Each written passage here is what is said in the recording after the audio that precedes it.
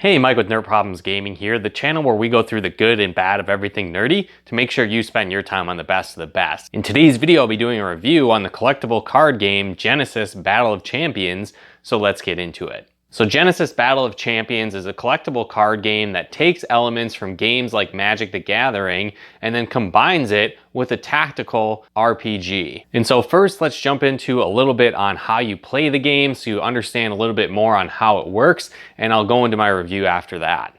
Alright, so Genesis Battle of Champions is a combination of a trading card, collectible card game similar to Magic the Gathering, and then also a tactical battle game. And so the first thing that you need to do to start playing the game is to set up your deck of cards you play the game with.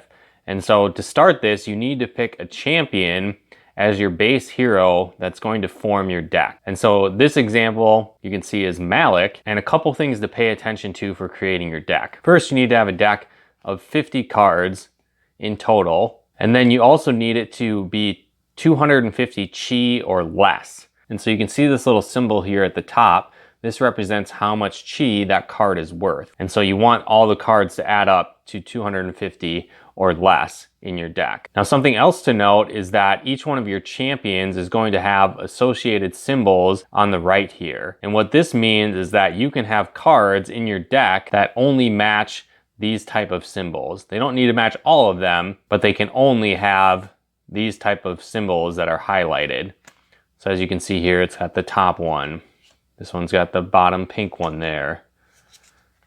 This one has the red one and the top one. So as long as they fit into these categories and don't have additional symbols on the card, they should be good to go in your deck. The other thing I would recommend getting is the companion app on your phone. It's free and it basically allows you to pull up the different heroes as well as tracking your health and aura as you play the game. Now, another thing I would recommend getting is the Genesis Battle of Champions starter kit, because it gives you a couple decks to play with to start the game out. They're already assembled for you. And so for some players, that might be a little complex to figure out when you're just getting started. So it's nice to have that done. You also get this great playmat, which you use to play the game. Some other things I would recommend having on hand as well are several dice, as these can be used to track some of your summons HP. And then you also want various tokens that you can use as exert tokens. And this basically just means when a card has been used, sometimes you need to place a token on top of it. And so as you put out different heroes on the boards and summons, you'll need to exert them, and then one way to designate this is just by putting a token on top of them.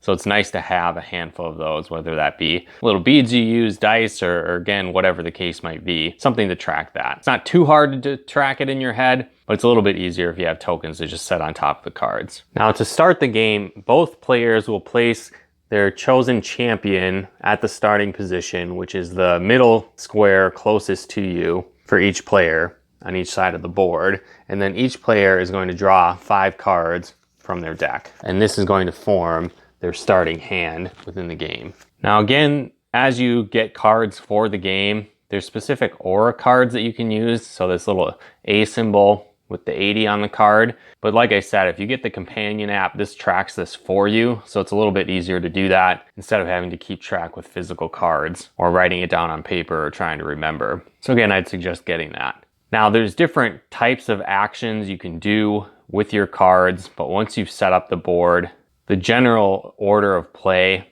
is the same every time, and it's not too terribly difficult.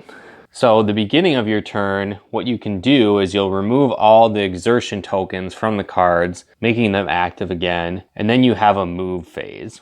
And so what you'll do is you'll choose one of your champions, or if you happen to have other summons out on the board, you could choose one of them as well. But basically you'll choose one hero or creature, and then you'll be able to move them. And you can also rotate them. And so what this means is you can move one space in a direction, but you can't move diagonal. That's not allowed. You could also choose to move 2 spaces if you want, but you basically sacrifice the rest of your turn if you do that. So you maybe only want to do that in dire situations. So again, what happens, you'll move and then you could rotate your card, indicating what direction they're facing. So as you can see at the top of the card here, it shows the grid around a hero, and the red dots are their awareness. And so this is basically where they can target their abilities and attacks listed on the card. And again, the arrow points to the top of the card. So that's what way they're facing, for example. It's pretty simple. Once you've moved a card, what you can then do is go into the main phase, and this is where you play cards from your hand. So for example, I can look at the cards in my hand and I can see how I might play these. And so this one, if I wanted to create an infernal pit, I would spend 12 aura from my character to be able to use that and play that on the board as it talks about on the card. So one thing to understand is that you have this base aura for the entire game. You know, there might be cards within the deck that could possibly increase that, but for the most part, that's what you're limited to. And so you need to be conscious of how you're spending that aura. There's also this icon here. This represents energy reduction. So some cards will require you to discard cards from the top of your deck here as a form of energy. But if you have this energy reduction on your card, you can reduce that by 1 in this case. So as you play your hand, just keep in mind, you can potentially play a bunch of cards at once, you know, use your energy, use your aura, play different cards, and you could use all of it your first turn, but is that necessarily the best strategy? That's something you need to determine as you go through and play.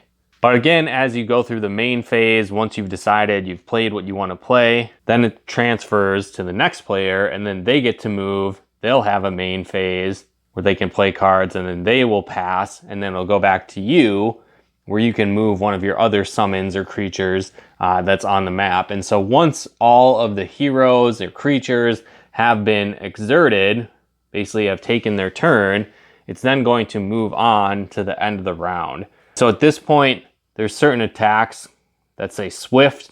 These can be used at that point at the end of the round if you haven't already used them earlier. And then it switches to the next round. And so at the start of the round, both players will draw one more card into their hand. You'll remove all the exert tokens, and then play will continue where one player will move their card, and then it'll go to the next player and back and forth, as we explained earlier. And so in order to win the game, one player must deplete all of the hearts from the other player's champion. And so when that happens and you're the victor, you win the game. So obviously there's some more intricate rules and more details on abilities listed on the individual cards. So be sure to check out the full rulebook to learn more about the game, or drop a comment below if you have questions. I can try and help out with that. But now that you have a better idea on how the game works, let's jump into my review. Well, now that you guys understand a bit more about the game, how do I actually feel about it? Well, like I said, the game itself plays a lot like Magic the Gathering combined with a tabletop RPG,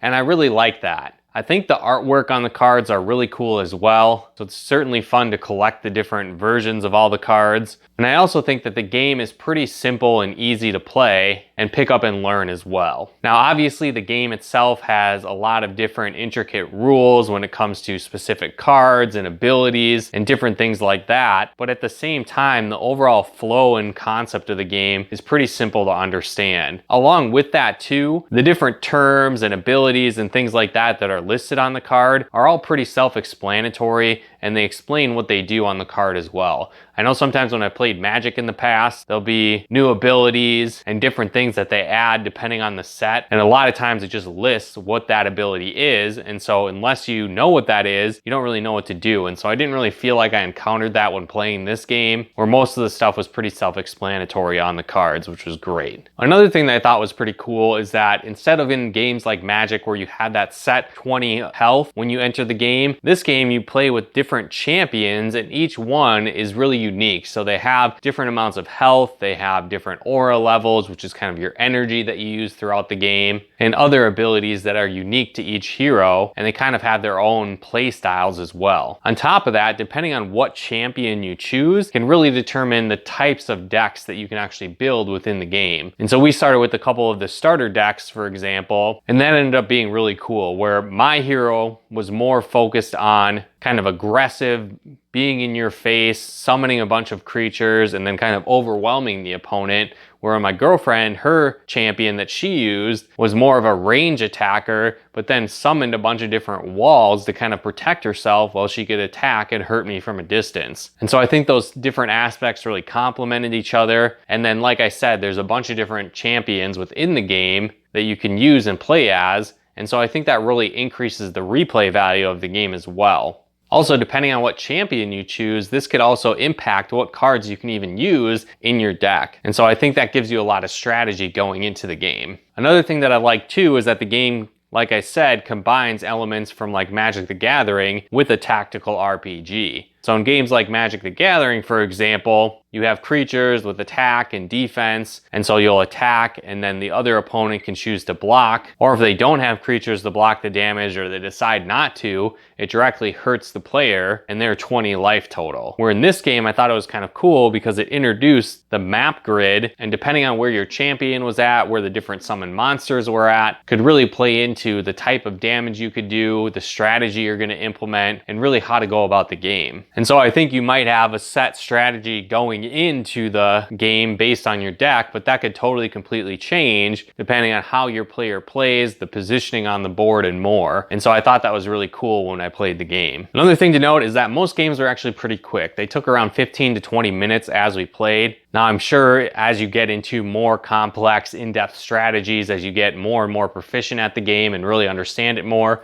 sessions could probably take longer than that. But again, it didn't really take a ton of time to play that game. And so that I think is cool, where you're not necessarily stuck playing for hours unless you want to be. Some other things to mention too is that I think you really want to have some different accessories as you play the game, because that can make it a lot more enjoyable and a lot more simple to play. So like I talked about in the how-to section of this video, there's a companion app for the game where you can actually bring up your various champions that you're playing as and track things like their health, the aura that they have, and more. And so I think that's a really valuable resource. It's free, so I think you should definitely download that if you decide to play this game and pick up the cards. Also, I think it would be convenient to have several different dice on hand when you're playing. The different summons that you bring out have different life amounts to them, and sometimes it can get a little bit confusing trying to track all of that in your head. So if you have those on hand, it's pretty simple, where you can just set a dice on top of the card, and then as it receives damage, just move that around until the card is defeated. Another thing you might want to consider getting is some different tokens or beads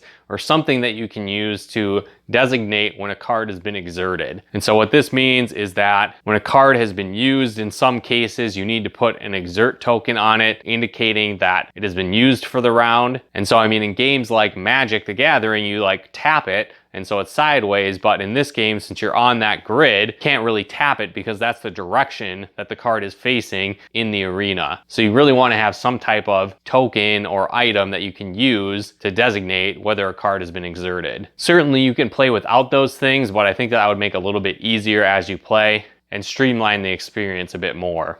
Overall though, I thought it was a pretty fun game. I think if you like collectible card games, if you like games like Magic the Gathering or Yu-Gi-Oh or Pokemon, different things like that, you'll enjoy this game. I also think if you enjoy tactical RPGs, you'll like this game as well, because I kind of felt like I was playing a tactical RPG video game almost, but using cards to do so and control my heroes and the monsters that I summoned.